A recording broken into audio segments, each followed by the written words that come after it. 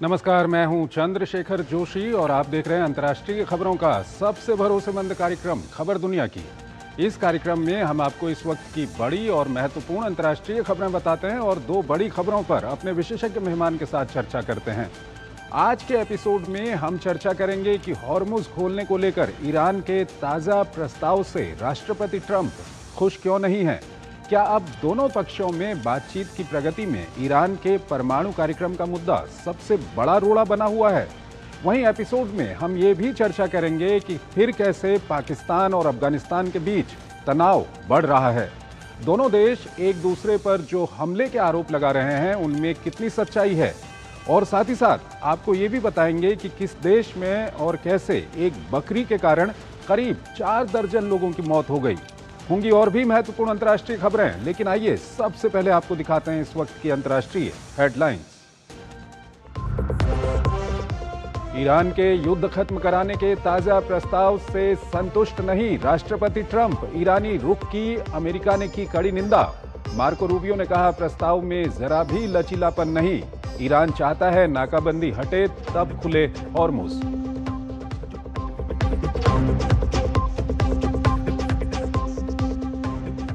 अमेरिकी वित्त मंत्री की चेतावनी, कहा ईरान में होने वाली है तेल किल्लत। ईरानी एयरलाइंस के साथ सहयोग करने वाली कंपनियों पर लग सकता है प्रतिबंध।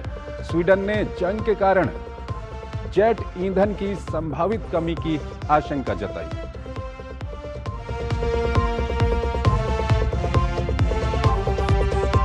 अफगानिस्तान पाकिस्तान के बीच फिर बढ़ा तनाव। पाकिस्तान पर विश्वविद्यालय सहित रिहायशी इलाकों पर हमले का आरोप।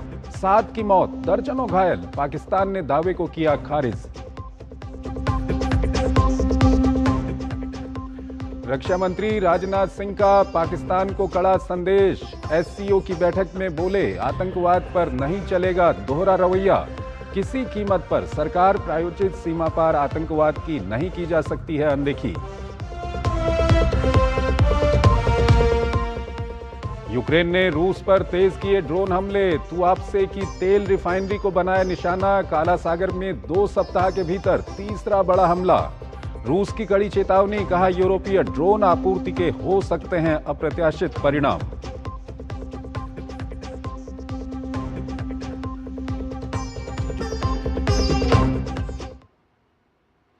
और आइए आपको पहली बड़ी खबर की ओर लिए चलते हैं। ईरान और अमेरिका के बीच बातचीत आगे बढ़ते हुए नहीं दिखाई दे रही है। ईरान की ओर से अमेरिका को एक प्रस्ताव मिला है, लेकिन खबर आ रही है कि अमेरिका ईरान के इस प्रस्ताव से खुश नहीं है। हॉर्मुज को लेकर ईरान अपने कदम पीछे खींचने के लिए तैयार है, लेकिन परमाणु कार्यक्रम को लेकर ईरान के तेवर तल्ख बने हुए हैं। ऐसे में दोनों पक्षों में भविष्य में शांति को लेकर अनिश्चितताएं बनी हुई हैं। आइए आपको ताज़ा घटनाक्रम से जुड़ी एक रिपोर्ट दिखाते हैं और फिर इस पर अपने विशेषज्ञ मेहमान से हम चर्चा करेंगे। ईरान होर्मुज स्ट्रेट को खोलने के लिए तैयार है, लेकिन शर्त है कि परमाणु कार्यक्रम पर चर्चा किए बिना किया जाए। वाशिंगटन के लिए शायद इसे मंजूर करना मुश्किल होगा। व्हाइट हाउस का कहना है कि प्रस्ताव की समीक्षा की जा रही है, लेकिन मीडिया रिपोर्ट्स के मुताबिक राष्ट्रपति ट्रंप इस प्रस्ताव से बिल्कुल संतुष्ट नहीं है। अमेरिकी विदेश मंत्री मार्को रूबियो ने कहा है कि होर्मुज पर ईरान का रुख वाशिंगटन की मांगों को पूरा नहीं करता है। उन्होंने कहा कि ईरान कहता है कि रास्ता खुला है, लेकिन शर्त यह है कि पहले उनसे अनुमति लें, वरना हमला होगा। ये किसी भी तरह से खुलापन नहीं है। खबरों के मुताबिक ईरान के नए प्रस्ताव में 3 बातें कही गई हैं। ईरान की पहली शर्त है कि आगे हमला न करने की गारंटी के साथ युद्ध खत्म हो। इसके बाद अमेरिकी नाकाबंदी हटे, होर्मुज खुले और जहाजों की आवाजाही फिर से शुरू हो। सबसे आखिर में परमाणु कार्यक्रम और यूरेनियम संवर्धन जैसे विवादित मुद्दों पर बात की जाए। दरअसल पिछले कई हफ्तों से ईरान और अमेरिका के बीच पाकिस्तान के जरिए प्रस्तावों का आदान प्रदान हो रहा है, लेकिन परमाणु कार्यक्रम से जुड़े अहम मुद्दों पर अब तक सहमति नहीं बन सकी है। अमेरिका की मांग थी कि ईरान 20 साल तक अपना परमाणु कार्यक्रम रोक दे और अपने पास मौजूद 440 किलो समृद्ध यूरेनियम सौंप दे। ईरान ने इन मांगों को बहुत ज्यादा और अनुचित बताते हुए मानने से इनकार कर दिया था। ईरान ने 26 अप्रैल को यह प्रस्ताव दिया था, जिसे ट्रंप ने ठुकरा दिया था। इसके बाद ईरान ने अपनी रणनीति बदलते हुए कहा कि अभी कठिन मुद्दों को अलग रखा जाए। ईरान का कहना है कि अमेरिका अब ऐसी स्थिति में नहीं है कि वो दूसरे देशों पर अपनी नीतियां थोप सके। ईरान के उप रक्षा मंत्री ने कहा कि उनका देश ट्रंप का दबाव कतई सहन नहीं करेगा। उन्होंने कहा कि अमेरिका को अपनी गलत मांगे छोड़नी पड़ेंगी। उधर इजराइल ने लेबनान में जंग के दौरान 1000 ठिकानों को नष्ट करने का दावा किया है। इजरायली सेना के मुताबिक हिजबुल्लाह के ढांचे इजराइल के खिलाफ हमलों में इस्तेमाल हो रहे थे। हालांकि ट्रंप ने लेबनान में सीज फायर का ऐलान कर रखा है, लेकिन इजरायली सेना का हिजबुल्लाह के खिलाफ हमला जारी है। सेना ने बिन्त जबील जिले के कई गाँव के निवासियों को सीदोन जिले की ओर पलायन करने की चेतावनी जारी की है। इस बीच इजराइल के लेबनान में लिटानी नदी के उत्तर में स्थित क्षेत्रों को निशाना बनाने की खबर है। उधर क्षेत्र के ताजा घटनाक्रम पर चर्चा करने के लिए खाड़ी देशों का एक शिखर सम्मेलन हो रहा है। कतर ने कहा कि होर्मुज को दबाव बनाने के हथियार के रूप में इस्तेमाल नहीं किया जाना चाहिए। और ईरान मामले से जुड़ी खबर पर ज्यादा बातचीत के लिए हमारे साथ जुड़ रहे हैं प्रभुदयाल जी, फॉर्मर सीनियर डिप्लोमेट हैं, विदेशी मामलों के जानकार हैं। प्रभुदयाल जी, बहुत बहुत स्वागत है आपका हमारे इस कार्यक्रम में। प्रभुदयाल जी, जो भी स्थिति बनी हुई है, जिस तरह के भी बयानात आ रहे हैं सभी पक्षों की ओर से, क्या कुछ लगता है आपको, कहाँ ये मामला फंसा हुआ है इस वक्त? पहले तो बहुत बहुत शुक्रिया अपने शो में बुलाने के लिए। देखिए, मामला बहुत पेचीदा है।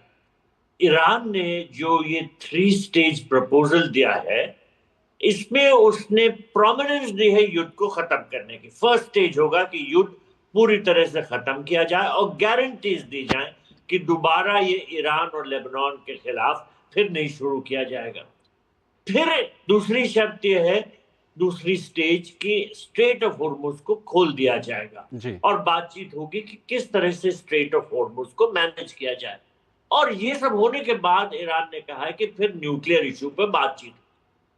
अमेरिका जो है वो प्रायोरिटी देता है न्यूक्लियर इशू पे। अमेरिका का ये सोचना है कि अगर हम जो नेवल ब्लॉकेड को लिफ्ट कर देते हैं या गारंटी दे देते हैं कि दोबारा युद्ध नहीं छिड़ेगा, तब ईरान पे प्रेशर ही खत्म हो जाएगा न्यूक्लियर इशू पे बातचीत करने के लिए। तो अमेरिका कहता है कि पहले न्यूक्लियर इशू को खत्म किया जाए, उस पर बातचीत की जाए, इसको रिजॉल्व करो, फिर हम बाकी चीजें देखेंगे। तो अमेरिका पूरी तरह से दबाव बनाए रखना चाहता है ईरान पे, ताकि ईरान मंजूर करे। लेकिन ईरान का सोचना इसके बिल्कुल विपरीत है। ईरान चाहता है कि पहले युद्ध खत्म हो, स्ट्रेट ऑफ हॉर्मुज खोले और उसके बाद न्यूक्लियर इशू पे बैठ के बात की जाए। सर, अमेरिका की ओर से जो अमेरिका के विदेश मंत्री हैं मार्को रूबियो, उनकी ओर से एक बयान आया है। उनका ये कहना है कि ईरान बहुत शातिरता से, बहुत चालाकी से नेगोशिएट कर रहा है और वो टाइम खींचना चाहता है बेसिकली। क्या कुछ कहेंगे इसको लेकर? क्या जी बिल्कुल, अमेरिकन एडमिनिस्ट्रेशन का यही सोचना है कि जो ईरानियन एडमिनिस्ट्रेशन, ईरानियन गवर्नमेंट है, वो ये चाहती है कि किसी तरह से ये मामला खींचे और युद्ध खत्म हो और उनको गारंटीज मिले। लेकिन न्यूक्लियर इशू पे वो अमेरिका की बात नहीं मानेगा, ये अमेरिकन एडमिनिस्ट्रेशन का मानना है। इस वजह से ईरान के ये जो प्रपोजल पे ट्रंप एडमिनिस्ट्रेशन यकीन नहीं कर रहा है। देखिए, हालांकि व्हाइट हाउस स्पोक्समैन ने ये कहा है कि इस प्रपोजल पे गौर किया जाएगा, लेकिन जिस तरह के स्टेटमेंट्स आ रहे हैं अमेरिकन एडमिनिस्ट्रेशन के सोर्सेज से, वो ये लग रहा है कि उनको ईरान पर बिल्कुल यकीन नहीं है। देखिए, ये ट्रस्ट गैप जो है दोनों साइड्स के बीच में, ये बहुत ज्यादा है, बहुत महत्वपूर्ण है। अब सर, यहाँ पर मामला आता है ईरान के ऊपर दबाव बनाने का। क्या आपको लगता है कि हॉर्मुज में जो ईरानी पोर्ट हैं, उनके इकोनॉमिक ब्लॉकेड से जो दबाव ईरान के ऊपर अमेरिका बनाने की कोशिश कर रहा है, वो कितना काम करेगा? क्योंकि इसमें एक फैक्टर ये भी है कि हॉर्मुज पूरी तरह से बंद है, तो कहीं ना कहीं अंतर्राष्ट्रीय दबाव भी अमेरिका और ईरान दोनों के ऊपर पड़ रहा है इसको लेकर के। जी बिल्कुल, इंटरनेशनल प्रेशर पड़ रहा है। यूएन सेक्रेटरी जनरल ने भी कहा है कि स्ट्रेट ऑफ हॉर्मुज बंद करना कानून के खिलाफ है। लेकिन ऐसी स्थिति है कि ना तो अमेरिका किसी की बात सुनने को तैयार है और ईरान भी जैसा अपनी डिफेंस के लिए करना चाहता है वैसे ही कर रहा है। ईरान को लगभग $450 मिलियन डेली हर रोज का नुकसान हो रहा है। तो ईरान चाहता है कि स्ट्रेट ऑफ हॉर्मुज खोले, लेकिन न्यूक्लियर इशू पे वो अमेरिका के दबाव में नहीं आना चाहता है। इस वजह से वो ये कंडीशन रख रहा है कि पहले हॉर्मुज खोले, फिर बाद में बात हो न्यूक्लियर इशू पे। अमेरिकन एडमिनिस्ट्रेशन का ये मानना है कि प्रायोरिटी देनी चाहिए न्यूक्लियर इशूज को, पहले वो रिजॉल्व हो तो फिर लड़ाई खत्म हो और स्ट्रेट ऑफ हॉर्मुज खुले। तो ये जो परसेप्शन है दोनों साइड के जो नजरिए हैं, ये बहुत फर्क है।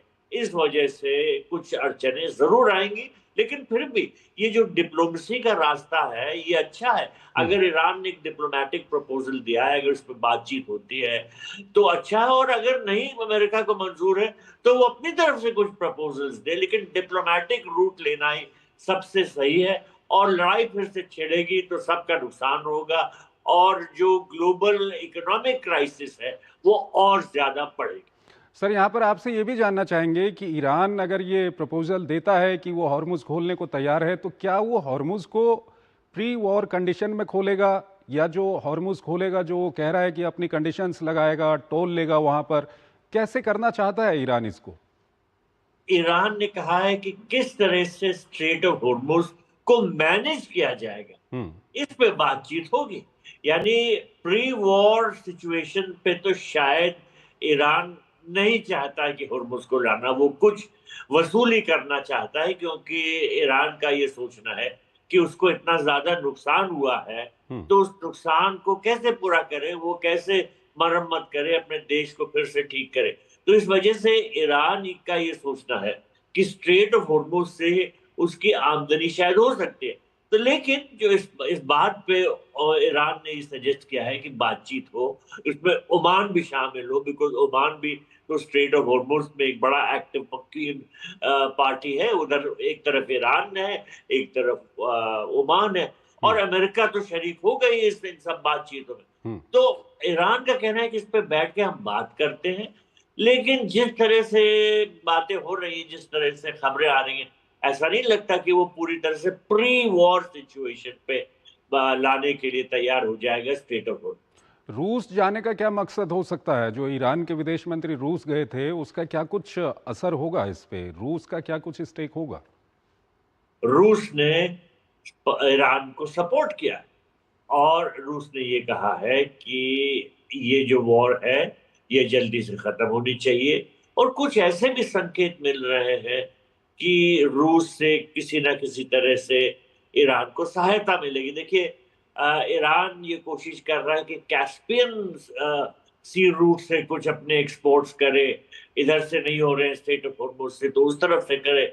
तो उधर तो रशिया एक बहुत इम्पोर्टेंट पार्टी हो जाती है, क्योंकि अगर सेंट्रल एशिया से हो के उधर रशिया की तरफ जाता है, तो रशिया से ईरान को सपोर्ट जरूर मिला है, लेकिन रशिया कोई खुद इस लड़ाई में नहीं कूदेगा, वो नहीं किसी तरह का मिलिट्री सपोर्ट देगा, क्योंकि रशिया नहीं चाहता कि उस पे जो उसकी अपनी वॉर एफर्ट है यूक्रेन के साथ वो कमजोर हो, वो अपनी अटेंशन डाइवर्ट नहीं होने देना चाहता। लेकिन ईरान की पोजीशन को सपोर्ट उसने जरूर दिया। प्रभुदयाल जी, हमारे साथ बने रहिएगा। एक और महत्वपूर्ण खबर है, उस पर अभी हम बातचीत करेंगे, लेकिन यहाँ पर हमको एक छोटा सा ब्रेक लेना है, एक छोटा सा ब्रेक।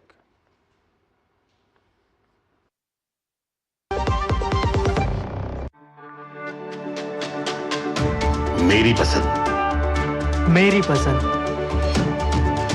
मेरी पसंद, मेरी पसंद, हमारी पसंद, हम सबकी पसंद। मजबूत देश का मजबूत सरिया हो गया स्टील। स्वागत है आपका ब्रेक के बाद। अगली बड़ी खबर की ओर आपको लिए चलते हैं। एक तरफ पाकिस्तान खुद को ईरान अमेरिका के बीच शांति का दूत बताने में लगा है, तो दूसरी तरफ अफगानिस्तान की सीमा पर हालात फिर से बारूद की गंध से भरते दिख रहे हैं। कुनार से कंधार तक हमलों, आरोपों और जवाबी कार्रवाई का सिलसिला तेज हो गया है। सवाल यह है कि क्या पाकिस्तान का कूटनीतिक चेहरा और जमीनी हकीकत एक दूसरे से बिल्कुल अलग हैं? आइए आपको ताजा घटनाक्रम से जुड़ी एक रिपोर्ट दिखाते हैं और फिर इस पर अपने विशेषज्ञ मेहमान से हम चर्चा करेंगे। एक तरफ पाकिस्तान ईरान अमेरिका के बीच शांति वार्ता के लिए मध्यस्थ की भूमिका निभाने की कोशिश कर रहा है, लेकिन दूसरी ओर अफगानिस्तान के मामले में न तो वो अंतर्राष्ट्रीय कानून मानने के लिए तैयार है और न ही किसी मध्यस्थ के साथ किए गए वादे पर खरा उतरा है। अफगानिस्तान के ताजा आरोपों से लगता है कि पाकिस्तान को न तो किसी अंतर्राष्ट्रीय कानून की परवाह है और न ही किसी दुनिया से किए वादे का कोई लिहाज।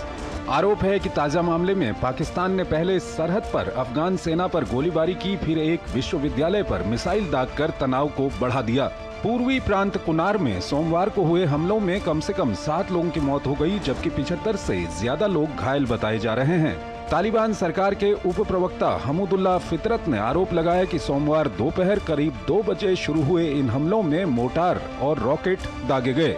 वहीं दूसरी तरफ पाकिस्तान ने इन आरोपों को सिरे से खारिज कर दिया है। पाकिस्तान के सूचना मंत्रालय का कहना है कि यूनिवर्सिटी और रिहायशी इलाकों को निशाना बनाने की खबरें पूरी तरह गलत हैं। इससे पहले रविवार को अफगानिस्तान के कंधार इलाके में पाकिस्तान के साथ सीमा पर फिर हिंसक झड़प की घटना हुई थी। स्पिन बोल्डक इलाके में रात के दौरान दोनों पक्षों के बीच फायरिंग हुई। इसमें पाकिस्तान के 6 सैनिक मारे गए। ये भी कहा गया है कि एक पाकिस्तानी सैनिक को बंधक भी बनाया गया है। आधी रात चलाए गए इस ऑपरेशन में तालिबानी लड़ाके पाकिस्तानी सैनिकों के हथियार भी लेकर चले गए थे।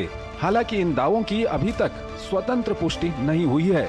बताया जा रहा है कि झड़प तब शुरू हुई जब देर रात पाकिस्तान की तरफ से सीमा पार फायरिंग हुई, जिसमें एक स्थानीय बच्चे की मौत हो गई। इसके बाद तालिबान ने जवाबी हमला किया। ये घटना ऐसे समय पर हुई है जब दोनों देशों के बीच पहले से ही तनाव बना हुआ है। पाकिस्तान ने मार्च में राजधानी काबुल में एक नशा मुक्ति केंद्र पर भी हमला किया था, जिसमें 400 से ज्यादा लोगों की मौत का दावा किया गया था। दोनों देशों के बीच मार्च में एक सीज फायर हुआ था, जिससे कई हफ्तों से चल रही खून खराबे वाली झड़पें रुकी थीं। लेकिन अब हालात फिर बिगड़ते दिख रहे हैं। चीन के अलावा तुर्की, कतार, संयुक्त अरब अमीरात और सऊदी अरब भी इस विवाद को खत्म कराने की कोशिश कर चुके हैं।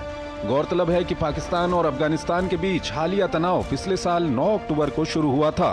तालिबान की अंतरिम सरकार ने काबुल पर हुए एक बड़े हवाई हमले के लिए पाकिस्तान को दोषी ठहराया था। इस कथित हमले के बाद दोनों देशों के बीच तनाव चरम पर पहुंच गया था। हालांकि कतर की मध्यस्थता से उस समय युद्ध विराम की घोषणा की गई थी, लेकिन इसके बाद भी सीमा पर रुक रुक कर झड़पें और कथित हवाई हमले जारी रहे। आरोप है कि अफगानिस्तान टीटीपी और बलूच अलगाववादी समूह अफगान धरती से पाकिस्तान पर हमले कर रहे हैं। हालांकि तालिबान इसे खारिज करता रहा है।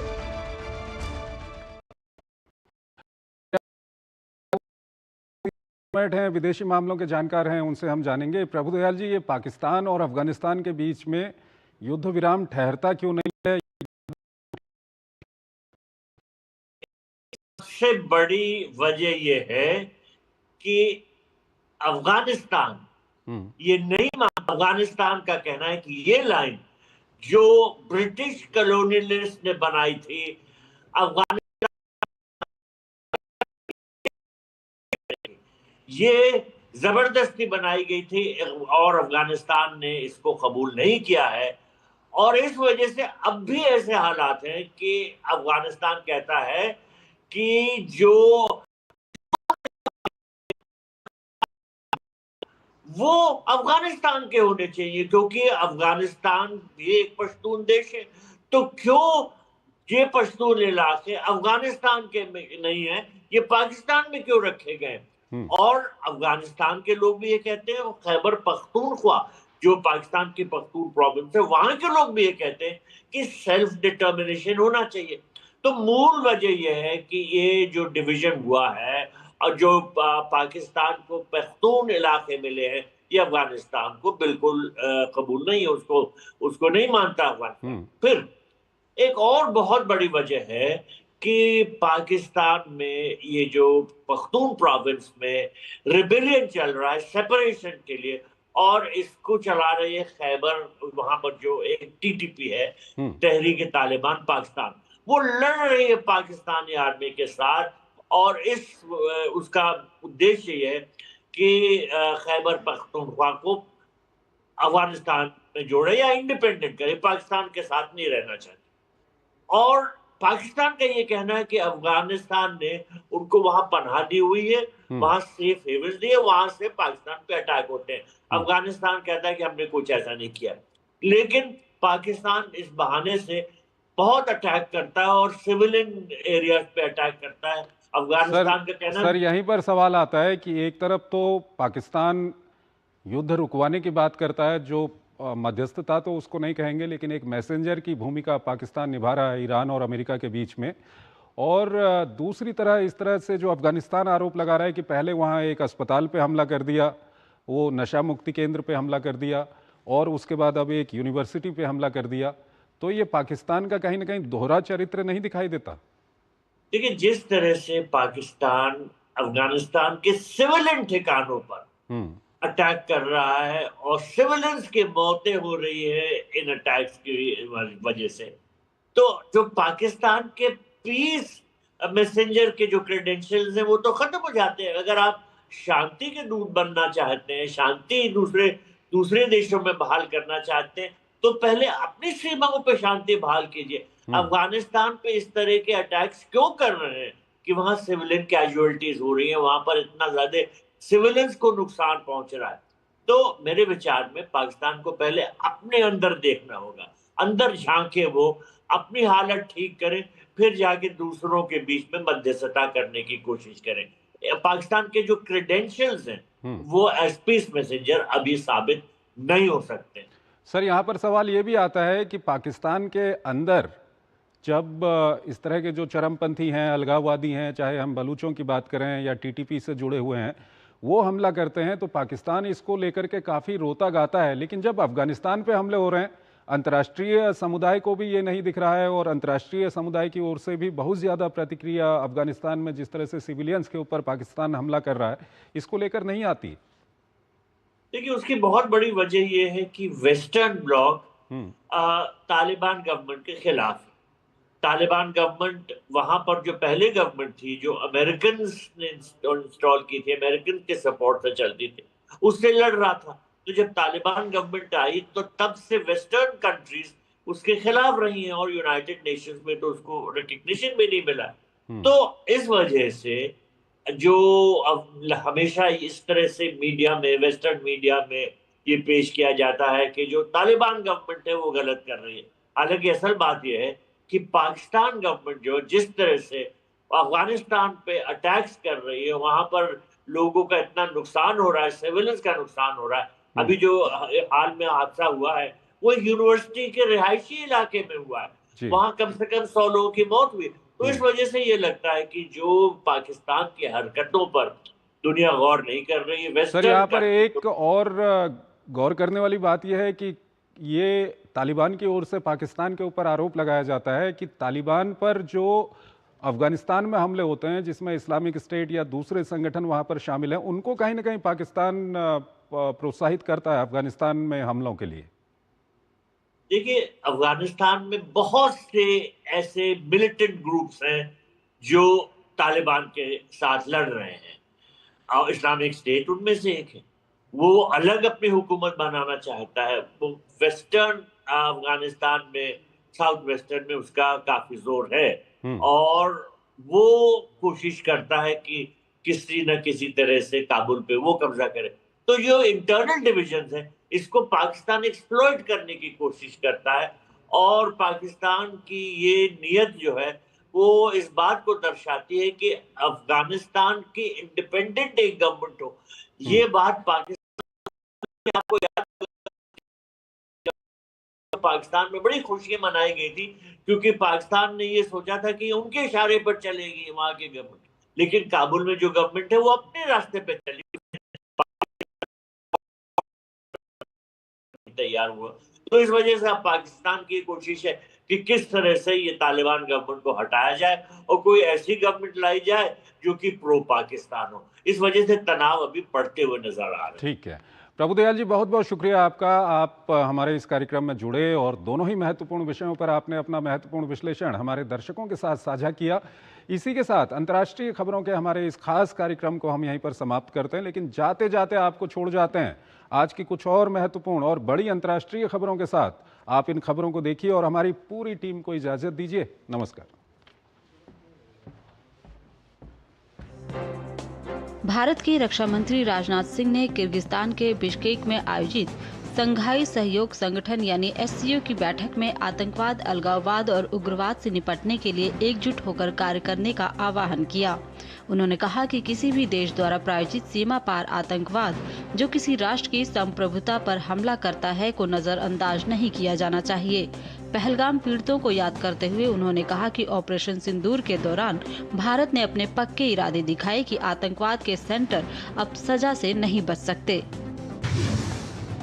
समाचार एजेंसी रॉयटर्स की एक रिपोर्ट के अनुसार नाटो अमेरिकी राष्ट्रपति डोनाल्ड ट्रंप के साथ संभावित तनावपूर्ण टकराव से बचने के लिए जुलाई में होने वाला अपना वार्षिक शिखर सम्मेलन रद्द कर सकता है। नाटो के इतिहास में ऐसा पहले कभी नहीं हुआ है। हालांकि अभी तक इसके नेता वर्ष 2021 से लगातार सम्मेलन में शामिल होते रहे हैं। इस वर्ष शिखर सम्मेलन 7 और 8 जुलाई को तुर्की की राजधानी अंकारा में आयोजित होने वाली है। अमेरिका के यौन अपराधी जेफरी एप्स्टीन से अमेरिका में पूर्व ब्रिटिश राजनयिक मेंडेलसन के संबंधों को लेकर ब्रिटेन के प्रधानमंत्री कीर स्टारमर की मुश्किलें कम होने का नाम नहीं ले रही। इस संबंध में अब ब्रिटेन की संसद प्रधानमंत्री कीर स्टारमर के खिलाफ संभावित जांच के लिए मतदान करेगी। जांच होने पर प्रधानमंत्री को बताना होगा कि क्या उन्होंने पूर्व अमेरिकी राजदूत पीटर मेंडेलसन की नियुक्ति के संबंध में हाउस ऑफ कॉमन्स को गुमराह किया था। चीन ने संयुक्त राष्ट्र सुरक्षा परिषद की बैठक में दक्षिण चीन सागर के बारे में जापान और यूरोपीय संघ की टिप्पणियों की निंदा की है। चीन ने टोक्यो पर ताइवान जलडमरू मध्य में उकसावे वाले व्यवहार करने और सैन्य विस्तार की योजना बनाने का आरोप लगाया। दरअसल जापान और यूरोपीय संघ ने चीन पर दक्षिण चीन सागर में यथास्थिति को बदलने का आरोप लगाया है। पाकिस्तान के पूर्व प्रधानमंत्री इमरान खान की एक बार फिर आंखों की सर्जरी की गई। पिम्स अस्पताल में उन्हें चौथी बार इंट्राविट्रियल एंटी-YGF इंजेक्शन दिया गया। इमरान खान पिछले कुछ समय से आंख की गंभीर बीमारी से जूझ रहे हैं। इस बीमारी के कारण उनकी दाईं आंख की रोशनी में कमी आई है। फिलहाल इमरान जेल में सजा काट रहे हैं। इंडोनेशिया की राजधानी जकार्ता के पास हुई ट्रेन दुर्घटना में मरने वालों की संख्या बढ़कर 14 हो गई है, जबकि 84 लोग घायल हैं। बचाव कर्मी मलबे में फंसे लोगों को निकालने का काम पूरा कर चुके हैं। बेकासी सिटी रेलवे स्टेशन पर सोमवार देर रात ये हादसा हुआ। यहां 2 ट्रेन आपस में टकरा गयी। मेक्सिको की सेना ने कुख्यात ड्रग लॉर्ड एल मेंचो के उत्तराधिकारी माने जा रहे एक कार्टेल लीडर को गिरफ्तार कर लिया है। अधिकारियों ने बताया कि ऑडिंस फ्लोरेस सिल्वा, जिसे एल जार्जिनेरो के नाम से भी जाना जाता है, को देश के उत्तर पश्चिमी हिस्से में स्थित नायरिट राज्य के एल मिराडोर कस्बे के पास एक खाई से गिरफ्तार किया गया।